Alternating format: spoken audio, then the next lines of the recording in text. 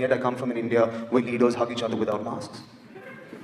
I come from an India where the AQI is 9,000, but we still sleep on the roof and look up at the stars. I come from an India where we worship women during the day and gang rape them at night. I come from an India.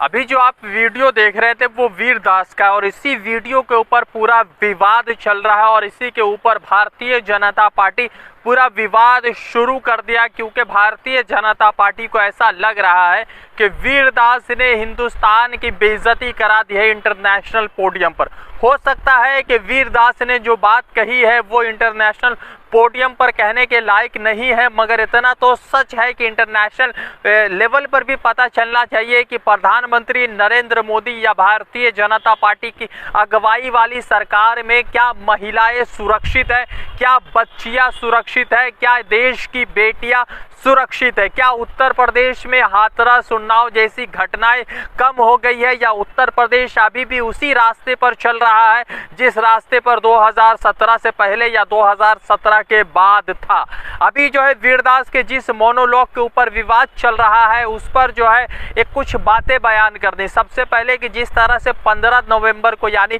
सोमवार के दिन YouTube के channel पर यानी वीरदास के YouTube channel पर ये video आया जिसका जो टाइटल था वो ये था कि I have come from two Indias, मैं दो हिंदुस्तान से आया हूँ। एक ऐसा हिंदुस्तान है जहाँ पर दिन में जो है महिलाओं की पूजा होती है तो रात में उनका जो है बलात्कार होता है या उनके साथ गैंग रेप होता है। ये बयान पर भारतीय जनता पार्टी जो है लगातार वीरदास के ऊपर निशाना बना रही है, मगर उसी दिन कंगना रनावत ने एक बयान दिया था जिसमें महात्मा गांधी को जो है और महात्मा गांधी जवाहरलाल नेहरू को भगत सिंह का कह सकते हैं कि भगत सिंह का मुलजिम या मुजरिम करार दे दिया था और कहा था कि गांधी जी और नेहरू ने ही भगत सिंह को अंग्रेजों के हवाले किया था। तो दूसरी तरफ उसी दिन के बयान में भगत सिंह के बयान के बाद जो है महात्मा गांधी को जो है सत्ता का भूखा बता दिया था कंगना रनावत ने, मगर भारतीय जनता पार्टी की उस पर एक से एक जो है भारतीय जनता पार्टी की तरफ से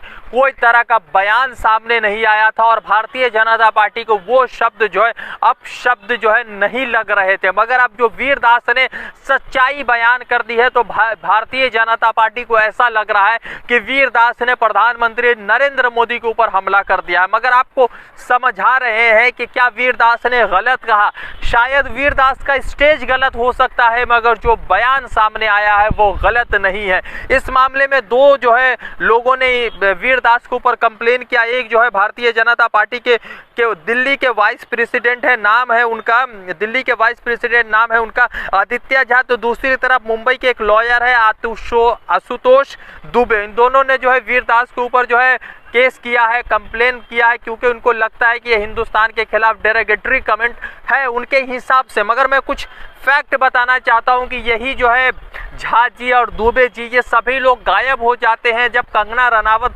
देश के तमाम स्वतंत्रता सेनानियों के खिलाफ जहर उगलती है, महात्मा गांधी के खिलाफ जो है अपशब्द का प्रयोग करती है, तो ये सभी झा जी और दुबे जी जो है गायब हो जाते हैं। झा जी झाड़ियों में चले जाते हैं और दुबे जी शायद कहीं और चले जाते हैं। तो जिस तरह से अभी आपको बता रहे हैं कि आदित्य झा जी और उसके बाद आशुतोष दुबे के तरफ से जो कंप्लेन हुआ है ये कंप्लेन उनके तरफ से सही हो सकता है, मगर कुछ फैक्ट आपको रखना चाहते हैं। पहला सुनिएगा, पहला है उत्तर प्रदेश के पीलीभीत से जिसको रिपोर्ट किया है नवभारत टाइम्स ने। 14 तारीख को वहां पर एक नाबालिग छात्र के साथ जो है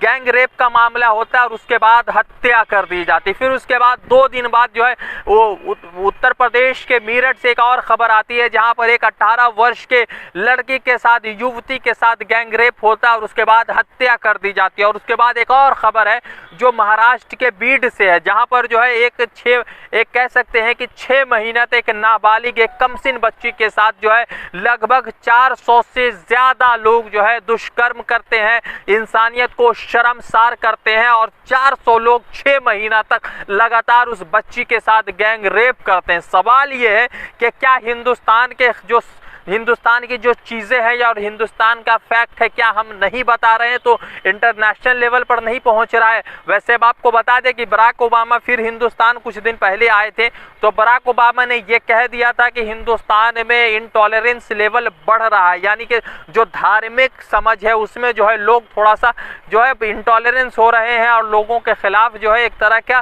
बयान कर रहे हैं। तो यानी आप कह सकते हैं कि हिंदुस्तान में धार्मिक लेवल से एक बयान पहले बराक ओबामा का आया था, मगर बराक ओबामा को ये लोग कुछ कह नहीं सकते क्योंकि इनका दाना पानी बंद कर देंगे वो लोग। मगर वीरदास को कह सकते हैं क्योंकि वीरदास कमज़ोर है, शायद पॉलिटिकल इन्फ्लुएंस नहीं है, शायद कमज़ोर है, मगर इतना ज़रूर है कि वीरदास का स्टेज गलत था मगर जो बातें कही है वो बिल्कुल सही है। रज़ा अंसारी की रिपोर्ट द इंडियन खबर के लिए जुड़ते दूसरे अपडेट के साथ। धन्यवाद।